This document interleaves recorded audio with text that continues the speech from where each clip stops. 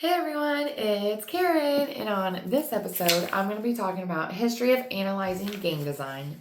The history of analyzing game design spans from early practical application by game creators to formulate academic studies in recent decades.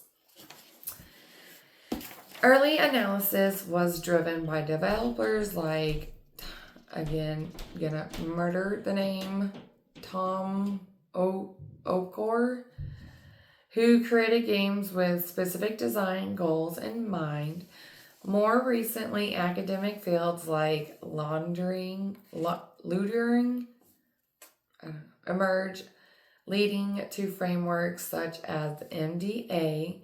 You can watch this video to watch about the history video game designs by Patrick Hollerman on YouTube, February 19, 2018. Try to get that link down in the comments for you. Early practical analyst developers created the earliest form of game design. Analysis was performed by developers themselves.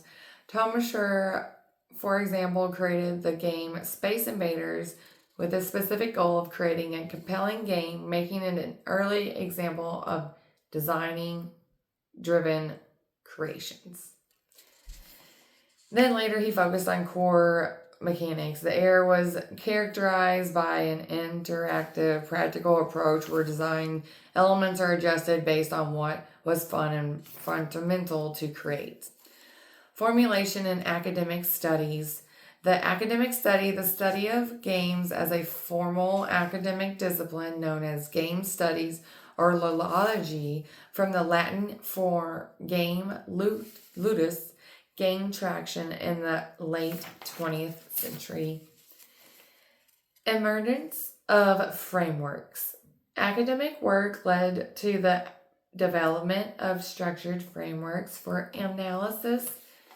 The MDA framework was created in 2004 by Robin and Mark and Robert. It breaks down analysis into three layers: mechanism, the rules and system; dynamics, how players interact with the mechanism; and aesthetics, the emotional response these interactive evoke. Other frameworks like the historical problems space frame HPS focus on analyzing historical games as complete systems by examining elements like player action choices and brand genres. The last part I have for you today is modern approach, is the multidisciplinary analysis. Modern analysis draws from many fields, including psychology, and computer systems. And then analysis of player experience is the next section. There is a greater focus of the player's experience with approaches like the 3Cs: controls, camera, and character framework, which examine how these elements affect how a game feels to play. And then border scope analysis now goes beyond individual games to look at broader topics such as the history of game development, player motivation, and game design principles.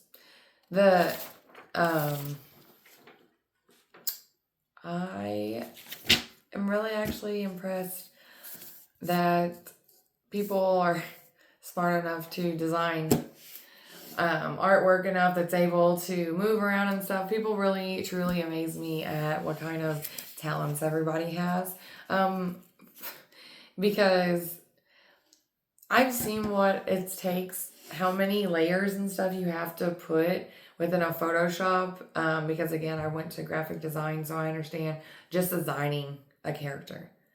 And then imagining it being put in videography is insane, because you literally have to know so much math about when this character needs to come into this place and blah, blah, blah. And it's a lot for game designing. And I originally wanted to go do that when I was in high school. I was going to go to St. Louis, some school, I don't remember where, but then I had some life happened issues and wound up not being able to do that and having to change my life again. So, but I'm glad I didn't because it's too much.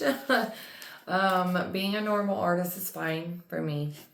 But yeah, this is just a little history of the analysis of game designing. And if you are a game developer, software tech, any type of person that knows anything and want to come on my podcast so I can interview you and see what kind of like things that you have to get into, so that we can show everybody the other side of gaming.